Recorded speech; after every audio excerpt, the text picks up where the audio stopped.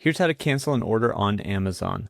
So you're going to need to get to your orders page. There's a link in the description or top comment. It's a quick shortcut to your order history.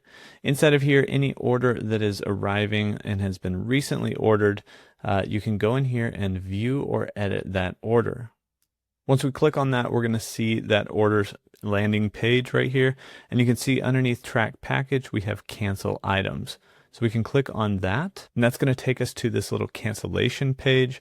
And then you'll see cancel selected items in this order. So if there's multiple items in the order, you can actually select which items you want to cancel and then click that cancel button. In this case, I don't want to actually cancel these, but you would click that to cancel it. Now, some items might have been ordered too long ago. They may have already been shipped, and so you can't cancel it, and you'll just have to return it once you get it.